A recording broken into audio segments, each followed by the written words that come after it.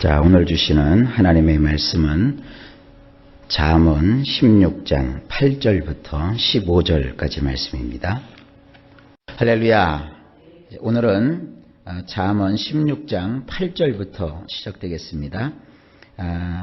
우리 성경으로 보면 적은 소득이 공의를 겸하면 많은 소득이 불의를 겸한 것보다 나으니라. 자, 원문으로 보면 이렇습니다. 적을지라도 의로움에 의한 것이라면 소산물이 풍성할지라도 샤파트가 없는 것보다 행복하도다. 적다라고 하는 것은 재물을 뜻해요. 재물이 적지만 그것이 의로움에 의한 것이면, 의롭게 살면서 하나님 뜻대로 살면서 비록 벌어들이는 재물이 적다 할지라도 그 반대로 소산물이 아무리 풍성해도 샤파트가 없는 것보다 행복하다 그랬어요. 여러분, 샤파트라는 말 자주 들으시지 않습니까? 정치 용어인데 행정, 또 사법, 입법, 이것이 아주 균등하고 고르고 공평하게 이렇게 운영되고 또 나타나는 것을 샤파트라고 했습니다. 근데 아무리 물질이 많고 소산물이 풍성해도 그 삶 속에 이런 샤파트가 없다면 이것은 의로움으로 인하여 아주 조그마한 재물을 얻는다 할지라도 그저 하나님 앞에서 공평하게 살고 공정하게 사는 것, 이것이 더 행복하다는 거예요. 그러니까 우리의 행복의 가치가 물질에 있지 않습니다. 하나님께서 물론 풍성하면 좋죠. 많이 가지면 좋은데 이것은 모든 평범한 사람들이 다 많이 가질 수 있는 것은 아닙니다. 그래서 많이 얻는 것도 중요하지만 더 중요한 것은 하나님 앞에서 의롭게 살아가는 것입니다. 그래서 우리의 인생 속에는 샤파트가 있어야 돼요. 9절입니다. 사람이 마음으로 자기의 길을 계획할지라도 그의 걸음을 인도하는 이는 여호와 신이라. 원문이 이렇습니다. 사람은 그 마음으로 자기의 행로를 계획하지만 여호와께서는 그의 걸음을 안정케 하시는도다. 여기 사람과 또 하나님이 하시는 일이 구분되어 있죠. 사람은 그 마음으로 자기가 걸어가야 될 인생의 행로를 계획해요. 그것을 막 궁리하고 궁구하고 또 삶을 어떻게 살 것인가 그렇게 짜지요. 하지만 여호와께서는 어떤 일을 하시느냐? 그가 걸어가는 그 행로를 따라서 걸어가는 그의 걸음을 안정케 하시는 거예요. 그것을 평안하게 해주시고 또 그것이 이루어지게 하시고 그것이 든든히 설 수 있도록 해주시는 것이 바로 우리 하나님이십니다. 그러니까 계획을 짜고 그 계획을 내가 이루는 게 아닙니다. 계획을 짜고 내가 열심히 사는 것이 아니라 하나님께서 그가 열심히 살도록, 그래서 그가 열심히 사는 것이 열매를 맺을 수 있도록 하나님이 해주셔야 되는 거예요. 그러니까 이런 얘기하죠. 아이고, 하나님이 계시긴 계신 건가? 왜 나의 삶에 이렇게 어렵고 힘든 것만 계속 첩첩산중으로 계속되는 것인가? 여러분, 그것 생각하지 마십시오. 계획은 인간이 하지만 그 계획대로 진행되어서 그 계획이 이루어지게 되는 것은 하나님께로부터 나는 것이에요. 그러니까 하나님 앞에 충분히 기도하고 주님의 인도를 구하는 우리 지혜로운 성도님들이 다 되시기를 바랍니다. 10절입니다. 하나님의 말씀이 왕의 입술에 있은즉 재판할 때 그의 입이 그르치지 아니하리라. 원문은 조금 어렵게 되어 있어요. 캐셈이 왕의 두 입술에 있어야 샤파트 할 때 그의 입이 한계를 넘어서지 아니하느니라. 우리 성경에는 이 캐셈이라는 말을 하나님의 말씀이라고 번역을 했어요. 그런데 이것은 하나님의 말씀과는 좀 동떨어져 있는 그런 내용을 담고 있어요. 이 캐셈이라는 건 뭐냐면 하나님이 내리시는 판단, 하나님이 지시하시는 어떤 지시사항을 뜻해요. 이 캐셈이라는 말이 사실은 이방 세계에서도 쓰이는 단어입니다. 이 캐셈은 뭐냐? 이런 말을 하기에는 조금 그런데 이 점괘 또 무슨 어떤 뭐라고 할까요? 주술사에게 가서 빌어가지고 주술사가 뭔가 받아내는 그 나름대로의 무슨 계시 뭐 그런 걸 가리킬 때 캐셈이라고 해요. 굉장히 부정적인 단어입니다. 근데 이것이 이 성경에 보면 유일하게 긍정적으로 오늘 본문에서 쓰이고 있어요. 그래서 이 캐셈이라는 건 뭐냐면 하나님이 내리시는 판단. 그러니까 우리식으로 말하면 뭐냐 이제 응답이죠, 응답. 하나님께서 공식적인 하나님 말씀을 통해서 우리에게 주시는 이런 공개된 말씀이기보다는 그때그때 그 상황에 맞추어서 주시는 응답입니다. 이것이 신약 성경에 오면 어떤 식으로 드러나느냐, 소위 말하는 예언의 은사로 드러나는 거예요. 그러니까 여러분, 어떤 분들 그렇게 막 얘기하죠. 야, 기록된 말씀만 가지고 다 된다. 아닙니다. 이 기록된 말씀뿐만 아니라 그때그때 하나님께서 우리에게 상황에 맞는, 필요에 맞는 응답을 주세요. 그런 것이 바로 이 캐셈이고 신약에 와서는 예언입니다. 이 신약 성경에서도 성령의 은사 가운데 예언이 두 종류로 나타납니다. 하나는 기록된 말씀에 있는 하나님의 그 계시나 미래에 관한 일이 이루어지는 것. 그러니까 예수 안 믿으면 지옥 가고, 예수 믿으면 천국 가고, 하나님의 뜻대로 살면 형통하고, 하나님의 뜻을 거스리면 결국은 멸망하고 망하고 만다. 이런 것이 예언이죠. 이런 것을 영어에서는 forthtelling이라고 해요. 그런데 또 한 종류의 예언이 있어요. 그 예언은 성령께서 그 순간 그 사람에게 맞는 개별적인 이야기, 이런 것은 성경에 기록되어 있지 않지요. 그때그때 성령이 역사하시는 것이죠. 이것도 역시 신약 성경에서는 예언이라고 번역하고 있는데 그것을 영어에서는 foretelling이라고 해요. foretelling. 그러니까 조금 영어권에서는 구분하죠. 바로 구약의 이런 표현 때문입니다. 캐셈이라고 하는 것이 있어요. 여러분도 인생 살아가면서 기록된 말씀만 우리가 필요하다. 이건 너무 편협된 생각입니다. 그래서 성경대로 믿으세요. 성경에는 이런 캐셈이라는 것이 있습니다.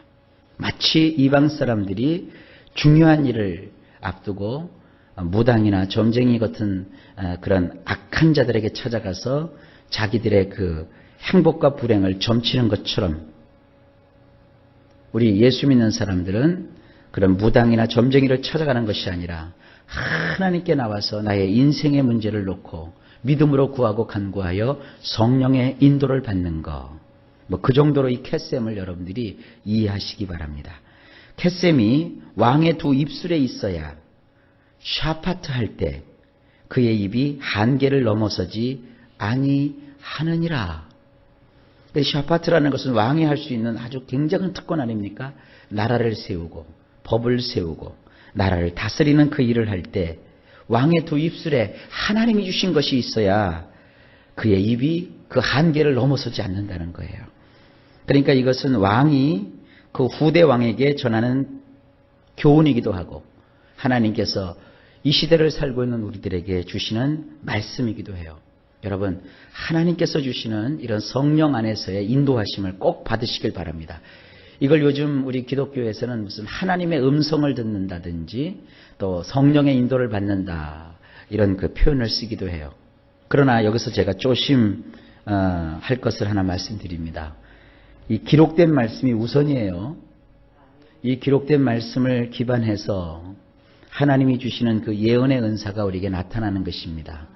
근데 보면 그 예언의 은사는 말씀을 사실은 벗어나질 않습니다. 항상 기록된 성경 66권의 말씀, 이 말씀의 기초에서 우리 각 개인에게 적용되는 하나님의 이런 예언의 은사를 여러분이 또 소중히 여기십시오. 왜냐하면 그런 그 캐셈이라고 하는 것이 있을 때 우리는 한계를 넘어서지 않아요. 나의 도리를 알게 되고 나의 분수를 알게 돼서 하나님 안에서 하나님의 영광을 위해서 살게 되어 있습니다. 간혹 그 은사를 주장하고 예언을 주장하는 사람이 너무 이 하나님 기록된 말씀보다 캐셈 같은 것에 치중하다 보니까 이단이 되고 잘못되고 사이비가 되고 곁길로 가는 것입니다. 절대 여러분 곁길로 행하지 않게 되시기를 바랍니다. 11절 말씀입니다. 공평한 저울과 접시 저울은 여호와의 것이요 주머니 속의 저울주도 다 그가 지으신 것이니라. 원문이 이렇습니다. 샤파트 하는 눈금과 저울도 여호와의 것이며 지갑 속의 모든 추들도 그분이 만드신 것이라. 자, 이 눈금과 저울, 이 저울이 있으면 저울에 또 눈금이 있죠. 항상 이 잠언에 나오는 저울은 양팔 저울이에요. 한쪽에는 추를 올려놓고 한쪽에는 물건을 올려놔서 이렇게 균등되게 무게를 재보는 것입니다. 근데 거기 보면 이렇게 눈금이 있다고요. 근데 성경은 이 눈금을 속이는 것을 굉장히 악하게 말합니다. 왜냐하면 이 눈금이라든지 이 저울은 다 여호와의 것이래요. 여호와께서 그것을 주신 거래요. 그리고 그 저울에 올려 놓아서 무게를 달 때 쓰는 그 추를 이제 지갑에다가 넣고 다니거든요. 그 모든 추들도 하나님께서 만드신 거래요. 그러니까 이 세상에서 사람이 뭘 속이거나 눈금을 속이거나 저울을 속이는 것은 하나님을 속이는 거예요. 그러니까 우리가 샤파트한 인생을 살아야 하나님께서 놀라운 축복을 주시는 거예요. 그러니까 모든 것이 다 하나님의 기준에서 하나님의 판단으로 살아가는 것이 지혜이다. 지금 이걸 말씀하고 있습니다. 12절입니다. 악을 행하는 것은 왕들이 미워할 바니 이는 그 보좌가 공의로 말미암아 굳게 섬이니라. 원문은 이렇습니다. 왕들은 악을 행하는 것을 지긋지긋하게 여겨야 할 것이니 이는 의로움으로 말미암아 그 보좌가 세워지기 때문이니라. 악을 행하면 처음에는요, 힘 있는 자가 이기는 듯해요. 악한 사람이 뭔가 권력을 잡고 악한 사람이 재물을 모으고 악한 사람이 형통해 보여요. 그러니까 어리석은 사람들은 이 세상은 선하게 살면 안 되는구나 이렇게 생각을 해요. 심지어 왕이 악을 그냥 눈 감아버리고 죄인 것이 뻔한데도 그냥 용서해주고 내버려두면 어떻게 되느냐? 그 나라는 무너지게 돼요. 그래서 왕은 반드시 악을 행하는 것을 지긋지긋하게 혐오해야 돼요. 왜냐하면 의로움으로 말미암아 그 왕의 보좌가 견고하게 서기 때문입니다. 우리도 마찬가지입니다. 여러분, 죄를 짓지 마세요. 나는 깨끗하고 나는 잘났고 나는 하나님 보시기에 부끄러움이 없습니다.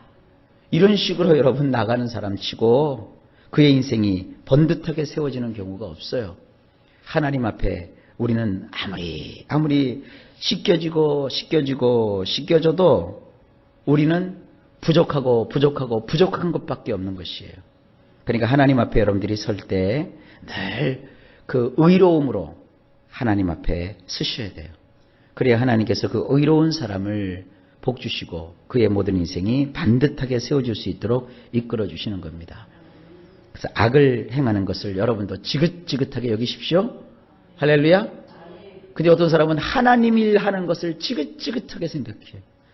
주님의 뜻대로 사는 것을 지긋지긋하게 생각해요. 거꾸로 사세요. 악을 행하는 것이 지긋지긋해야 돼요. 무엇이 악입니까? 하나님 안 믿는 것이 악이고 죄입니다. 기도하지 않는 것이 악입니다. 하나님께서 원하시는 일을 하지 않는 것이 악입니다. 그것을 지긋지긋하게 여기셔야 돼요. 그리고 하나님의 뜻대로 살아가는 것, 비록 지금은 손해보는 것 같고 힘든 것 같고 지치는 것 같아도 그것을 여러분들이 붙잡으면 여러분의 삶이 반듯하게 세워집니다. 자, 13절입니다.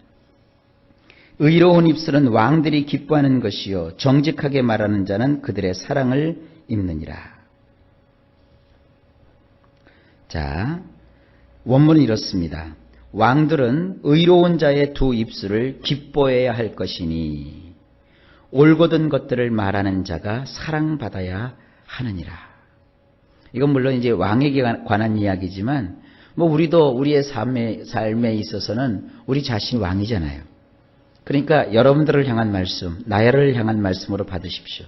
왕들은 의로운 자의 두 입술을 기뻐해야 한대요. 이 올곧은 것을 말하는 자가 사랑받아야 한대요. 그러니까 나의 인생에 좋은 이야기 해주고 바르게 가도록 가르쳐 주시는 이러한 사람들을 여러분 사랑하십시오. 여러분의 인생 속에 제일 잔소리, 바르게 살아라, 똑바로 살아라, 제대로 살아라 제일 잔소리 많이 하는 분이 누구예요? 목사님이에요. 그러니까 여러분들 목사님을 사랑하세요. 목사님의 그 입에서 나오는 하나님 말씀을 사랑하시고, 또 주변에서 장로님이나 권사님이나 또 신앙의 선배들이 올바른 신앙의 길을 얘기해 줄 때 그것을 기뻐 받으세요. 아, 집사님, 그거 왜 이렇게 예배를 자주 빠지고 소홀히 여겨? 그러면 안 되는 거야.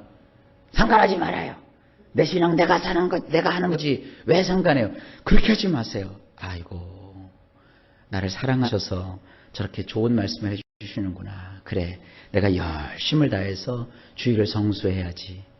내가 전도해야지. 봉사해야지. 내가 삶을 올곧게 해야지. 여러분 꼭 이렇게 살아가십시오. 자, 14절입니다. 왕의 진노는 죽음의 사자들과 같아도 지혜로운 사람은 그것을 쉬게 하리라. 자, 원문이 이렇습니다. 왕의 경노는 죽음의 사자들과 같은 것이지만 지혜로운 사람은 그것을 진정시키느니라.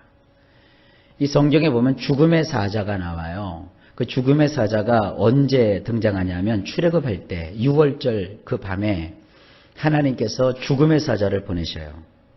그 죽음의 사자가 내려와서 애굽 온 역을 다니며 장자들은 다 죽였죠.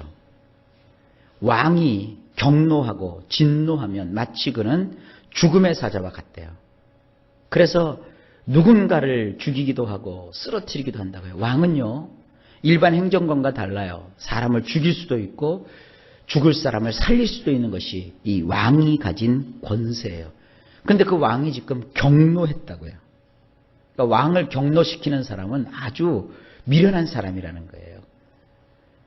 아니, 직장 다니는 사원이 사장님을 화내게 하면 어떻게 하겠다는 거예요? 그렇지 않습니까? 또 백성이, 다스림을 받는 백성이 때로는 자기의 의견을 왕에게 이야기할 수 있지만 결국은 왕을 화내게 하면 어떻게 하겠다는 거예요. 자식이 부모에게 때로는 반항하기도 하고 대들기도 하지만, 그러나 근본적으로 부모의 마음을 노하게 만들어가지고 자식이 얻을 수 있는 것이 뭐가 있냔 말이에요. 여러분, 우리도 똑같습니다. 우리의 왕 대신 하나님을 경노케 해서 여러분들이 얻을 게 뭐가 있습니까? 꿀리는 건 우리지 하나님은 꿀릴 거 하나도 없으세요. 근데 뭘 그렇게 우리가 하나님 앞에 해드린 게 있다고 하나님 앞에서 큰소리 빵빵 치면서 뭐 내 기도를 왜 안 들어주시느냐, 왜 내 소원을 안 들어주시느냐, 그렇게 하지 말라고요. 하나님을 경노케 하지 마세요. 하나님 마음에 드는 자가 되세요. 나는 어떻게 하나님 기쁘시게 해드릴까? 나의 행동과 나의 언어와 나의 마음을 어떻게 하나님 앞에 온전하게 드려야 될까? 그렇게 되려면 여러분 지혜로운 사람이 되세요. 지혜로운 사람은요, 왕의 경노를 진정시킨대요. 우리가 하나님 앞에서 지혜롭게 살아갈 때 우리가 때로 부족하고 연약하지만, 그래서 하나님께서 우리를 향하여 진노하시려는 마음을 가졌다 할지라도 우리가 지혜롭게 행동하면 하나님께서 그 모든 마음을 풀으신다는 거예요. 그래서 이 잠언에서 강조하는 건 뭐냐? 지혜를 가지라는 겁니다. 지혜를 어떻게 가져요? 너희 중에 누구든지 지혜가 부족하거든 모든 사람에게 후히 주시고 꾸짖지 아니하시는 하나님께 구하라. 그리하면 주시리라. 오늘도 여러분 지혜를 달라고 하나님께 기도하십시오. 마지막 15절입니다. 왕의 희색은 생명을 뜻하나니 그의 은택이 늦은 비를 내리는 구름과 같으니라. 자, 원문은 이렇습니다. 왕의 용안이 밝다는 것은 기운이 되살아났다는 것이니 성은이 봄비를 잔뜩 머금은 먹구름과 같도다. 왕의 얼굴을 용안이라고 하잖아요. 근데 그 왕의 얼굴을 보니까 얼굴이 환하고 밝아요. 그것은 왕이 기운이 되살아났다는 거예요. 그래서 이 기운이 되살아났다는 건 뭐냐면 시보리 말로 크야라고 하는데, 이것은 절망, 또 질병, 괴로움, 또 진노, 이런 곳에서 그가 회복됐다, 이런 뜻이에요. 그러니까 왕이 뭔가 근심이 많았어요. 고민이 많았어요. 왕이 막 마음에 실망을 하고 괴로움을 가지고 분노를 막 품었어요. 그랬는데 거기서 왕이 회복됐어요. 그래서 얼굴이 밝아졌어요. 여러분, 하나님께서 우리를 향하여 진노하셨다는 사실 이해하십니까? 근데 그 진노가 어떻게 풀어집니까? 예수 그리스도께서 십자가에서 피 흘리심으로 우리의 모든 죄가 예수님께 전가되었죠. 그 덕에 하나님께서는 이제 우리를 향하여 희색을 환하게 바라시는 거예요. 그래서 하나님의 용안이 밝아지신 거예요. 그것은 뭐냐? 이제 성은, 이 성은이라는 말은 왕이 내리는 혜택, 은총, 우리 인간 보통 평범한 사람들에게 적용하면 어떤 그 배려, 또 호의, 이런 것을 뜻하는 단어입니다. 이런 성은이 봄비를 잔뜩 먹으면 먹구름과 같다. 이 먹구름이라는 건 뭐냐면 비구름을 뜻하는 것이에요. 근데 이스라엘은 이른 비, 늦은 비가 있어요. 이 봄비는 늦은 비를 뜻합니다. 이 늦은 비가 내리고 나면 이제 풍성한 결실, 그리고 새로운 농사를 지을 수가 있는 거예요.